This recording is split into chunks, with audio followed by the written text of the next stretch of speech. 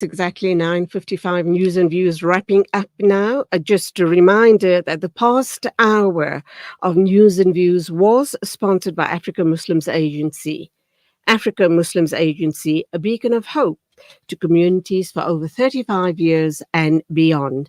And we're going to be wrapping up with a clip from Heard on Air, Racism and Fascism Still a Cancer in the UK. This was hosted by Inayat Wadi last night right here on Salam Media. And we're going to be taking a listen to the views of Sheikh Michael Mumisa, Cambridge Special Livingstone PhD scholar at the University of Cambridge, and Mabrur Ahmed, director of Restless Beings. And that's where I leave it. Till next week, Monday morning, at the same time as always. A shout out to our two producers, Nasri Naidu on content and Abdul Salam on the controls. Take care on the roads. As always, Assalamu alaikum and Khudafiz from me, Julie Ali. I think what is happening, the UK is different from other European countries and even different from the USA. We have to contextualize what is going on. We've had about 14 years of right-wing Tory rule. And at the same time, Labour won an election with a majority. So, which suggests that people rejected that 14 years of Tory rule. And that 14 years of Tory rule was characterized by creating a hostile environment towards minorities, towards Muslims, towards any group, brown and black people. And that was really normalized, and that was enshrined in law, the various immigration pieces of legislations and immigration laws and so forth and so on, and that happened. So what we are witnessing, really, I think I disagree that the UK is a country where a majority of people are racist. I don't think they are. But I think that the institutions, yes, are racist, and these are the institutions which construct the knowledge and the information that is then disseminated to the majority of people. But also, people tend to resist those kind of that kind of institutional knowledge that is passed down to them. And what is often not said in this story is that just as you had these groups of thugs going around trying to ban mosques and so forth, you also had multitudes of people resisting that. And these people were not all Muslims. A lot of them were non-Muslims.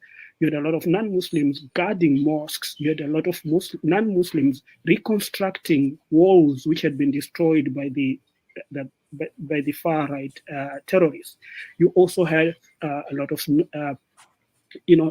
non-Muslims going out of their way to offer protection to the mosques in their communities, and this really is the norm in Britain. What we are witnessing is really something that is going against what has been known in Britain. Britain has always been a multicultural society. And the reason why we're seeing the violence, it is to resist that multiculturalism, to rebel against that inclusive culture that has always existed. I'm not saying that there's no racism, it is there. But the norm, as far as ordinary people are concerned, as far as schools are concerned, as far as the universities are concerned, has always been to be inclusive, to be diverse, and to promote that inclusivity and diversity.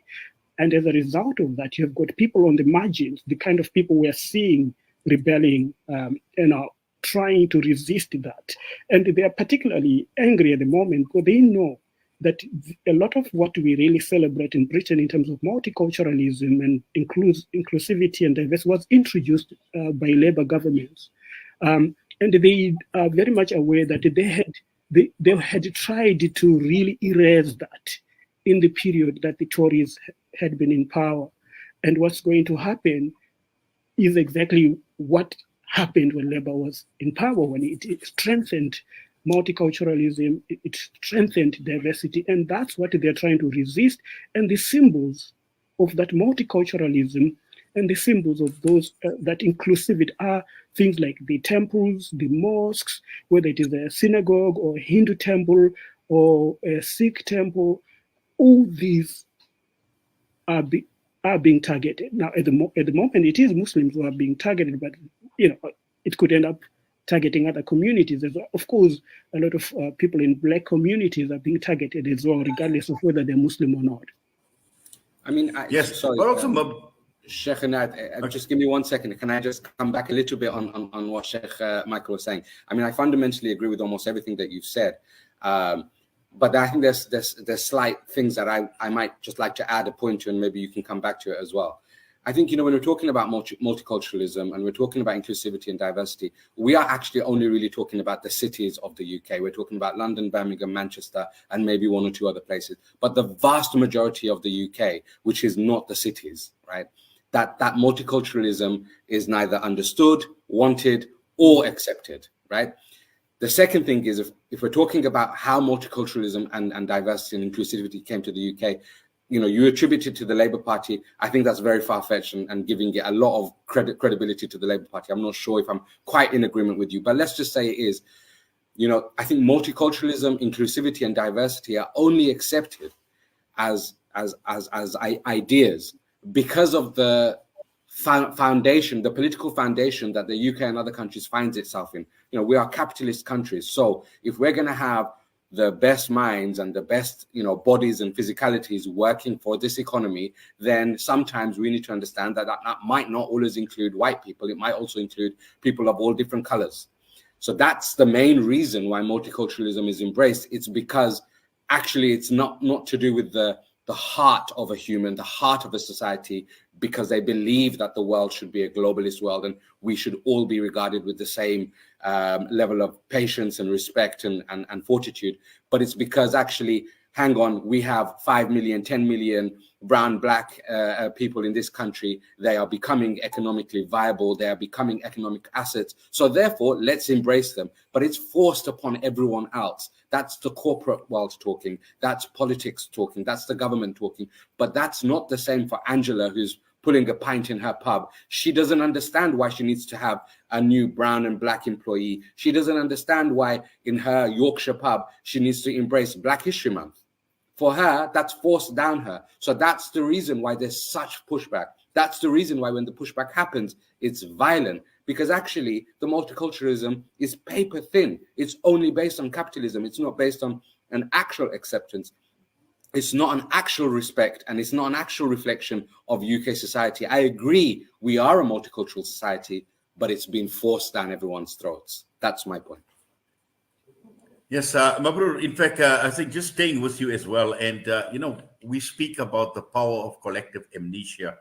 And this is quite interesting because when we're trying to define anti-immigration in a country like Britain, now this is a country now that is struggling to integrate the very people it had looted from, whose culture it had taken away.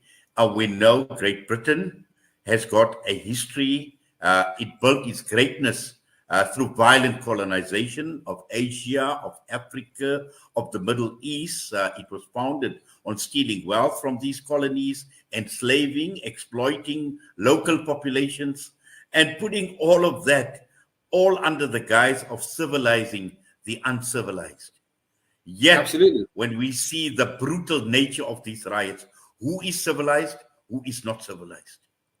Well, I think one of the key aspects of these riots, one of the key aspects of the media representation of these riots is to actually, if you're talking about your colonized, the wretched of the earth being the civilized people and the colonizers being the uncivilized, which is, I think, what you're alluding to Brother Inayat, then actually what it's trying to do, what all of this representation on the media and what these rioters are trying to do is they're trying to draw the fight out of the civilized community. So, when they come and attack your mosques or they attack the sisters on the street because they've got hijab on, and they'll only attack her in isolation. They won't attack her when there's 500 of them walking out of a place together. They'll attack one woman as she's walking away from a train station. They'll attack one girl as she's making her way home from school, and they'll pull her hijab off and they'll spit at her and they'll swear at her and they'll intimidate her and she'll go back to her community. And the reason why they do that is because they're trying to draw us out to protect our institutions and our people. And in doing so, because violence only understands violence, the only way to retaliate to these people is, you know, what people, when they're whipped up into emotional frenzy, is to come out with their sticks and their batons and their baseball bats and to say, come on, then let's have you.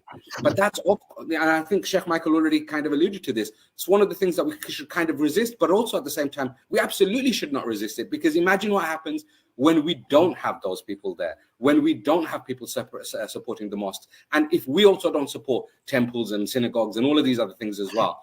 Absolutely. But the whole intention is to draw out uncivilized behavior. And once uncivilized behavior has been drawn out, there you go. We can point the finger. We told you, you were uncivilized. You have not integrated. You're not part of this society. You're not welcome here.